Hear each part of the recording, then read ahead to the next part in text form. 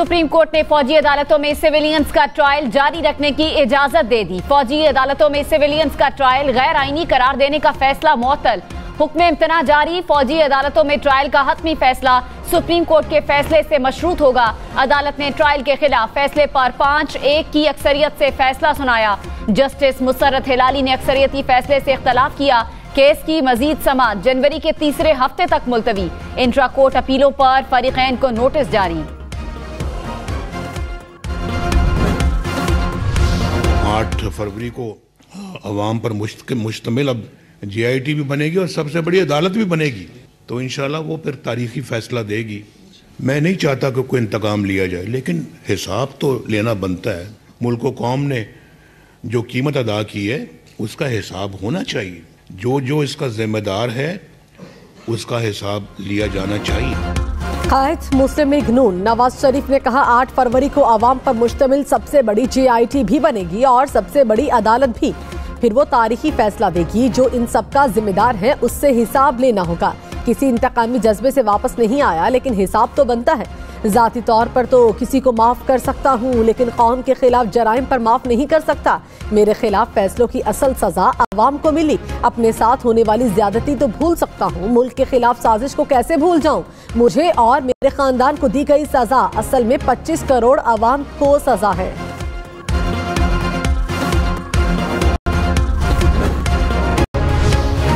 Chairman Peoples Party Bilawal Bhutto ने कहा कि मसाइल का हल निकाल सकते हैं, पुरानी सियासत को खत्म करके ही ये मुमकिन है। अगर मकसद ये होगा कि आपको जेल में डलवा दूंगा तो ये आसान है, लेकिन ऐसे मकासद से मुल्क के मसाइल वहीं रह जाएंगे। दहशतगर्दों के साथ मुज़ाकरात के फैसले ने पाकिस्तान को 10 साल पीछे धकेल दिया।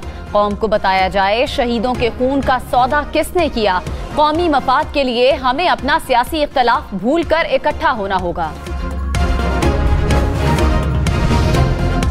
साइफर केस में साबिक चेयरमैन PTI और शाह महमूद कुरैशी पर फर्द जुर्मायत। अदालत ने करार दिया कि खुफिया साइफर को जलसे में लहराना और उसके मुंदरजात को जेर बहस लाना ऑफिशियल सीक्रेट एक्ट के तहत जुर्म है।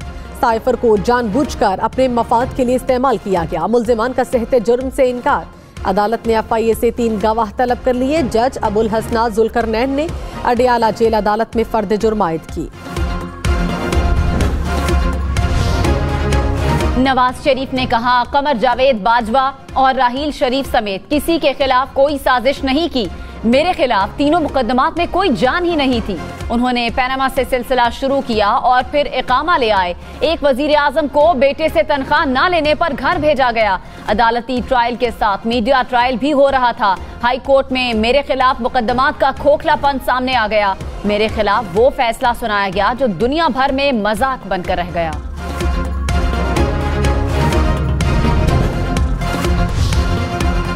चेयरमैन पीपल्स पार्टी बिलावल भुट्टो ने कहा जुल्फिकार अली भुट्टो को इंसाफ जरूर दिलाऊंगा। चाहते हैं कि भुट्टो के कत्ल में मुलव्विस जजेस, वकला और सियासतदानों को बेनकाब किया जाए। कत्ल का इंसाफ मांगना हर किसी का आईनी हक है। जजेस को डिक्टेशन देने का दरवाजा बंद कर दिया जाए तो इंसाफ सबको मिल सकता है।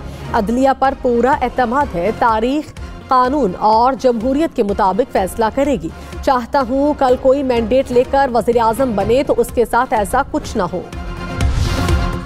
सुप्रीम कोर्ट का नाअहली की मुद्दत से मुतालिक तमाम मुकदमात एक साथ सुनने का फैसला। नाअहली की मुद्दत के सवाल वाले केसेस जनवरी के आगाज पर मुकर्रर किए जाएं। नाअहली की मुद्दत से मुतालिक मीर बादशाह कैसरानी केस का तहरीरी हुक्मनामा जारी। कहा अपीलों और सवालात को 8 फरवरी को शेड्यूल इंतखाबात मुअख्खर करने के लिए इस्तेमाल नहीं किया जाएगा।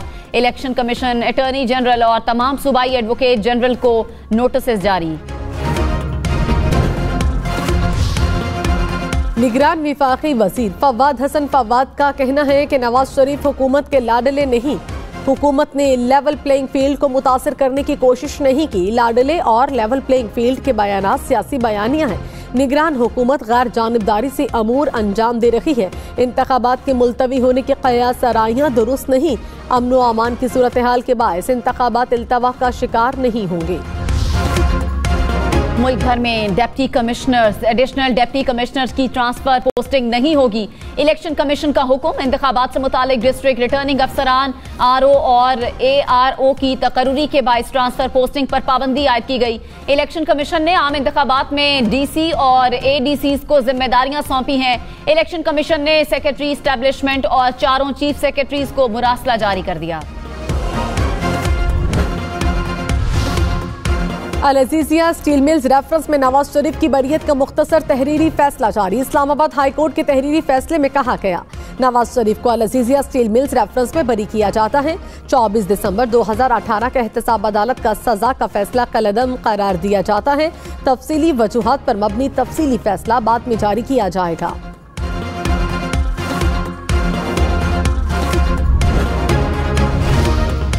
शाहिद खाकान अब्बासी ने कहा, 5.5 साल बाद नवाज शरीफ को बरी कर दिया गया।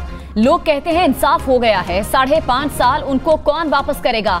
ये इंसाफ का निजाम नहीं, ना इंसाफी का निजाम है। ये ना इंसाफी छोड़ें, वरना ऐसे मुल्क नहीं चल सकता। शाहिद खाकान अब्बासी ने ECL से नाम खारिज करने के लिए सिंध हाई कोर्ट से रजू कर लिया।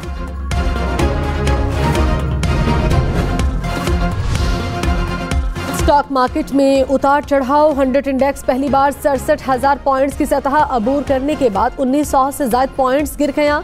इंटरबैंक में डॉलर की कदर में कमी, डॉलर 28 पैसे सस्ता होने के बाद 283 रुपए 50 पैसे का हो गया। फौजी अदालतों से मुतालिक केस की समाअत में गुज़श्ता रोज 23 फौजियों की शहादत का तज़किरा। जस्टिस सरदार तारिक मसूद ने रिमार्क्स में कहा, कल जो 23 बच्चे शहीद हुए उन पर हमला करने वालों का ट्रायल कैसे होगा? फौजी जवानों को शहीद करने वालों का तो अब ट्रायल नहीं हो सकेगा, क्योंकि कानून कलअदम हो चुका है। इन सिविलियंस का ट्रायल अब किस कानून के तहत होगा?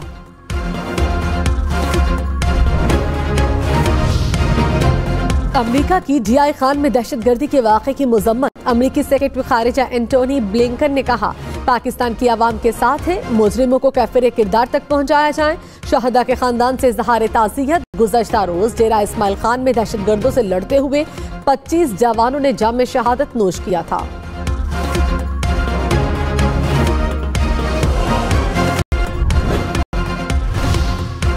अफगानिस्तान से तोरखम के रास्ते जदीद अमरीकी असलहा पाकिस्तान लाने की कोशिश नाकाम। तफ्तीशी जराये के मुताबिक तोरखम बॉर्डर टर्मिनल पर कस्टम्स और सिक्योरिटी फोर्सेज ने प्याज से भरी बोरियों से जदीद अमरीकी हथियार बरामद कर लिए।